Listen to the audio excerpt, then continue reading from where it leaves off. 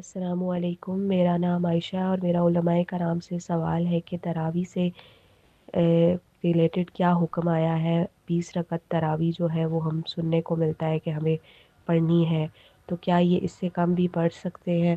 اور اس کے ساتھ ساتھ اگر ہم لوگ وتر اور نفل جو ہے وہ صبح فجر سے پہلے ادا کرنا چاہیں تو کیا ہم وہ اس ٹائم پہ ادا کر سکتے ہیں؟ جی مفتی صاحب۔ جی ٹھیک ہے۔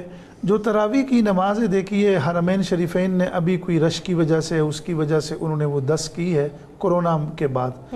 اس سے پہلے دونوں حرمین میں یعنی جہاں سے اسلام پھیلا ہے، ایک شخص کسی آدمی کے بارے میں تحقیق کرتا ہو نا تو عائشہ جی وہ اس شخص کے ملک میں جائے گا، وہ اس کے سکول میں جائے گا، اس کے تلامذہ شاگردوں سے ملے گا، اساتذہ سے ہم عصر۔ تو اسلام بھی مدینہ منورہ سے ہی پھیلا، مکہ مکرمہ سے ہی پھیلا، وہاں 20 رکعت تراویح ہے۔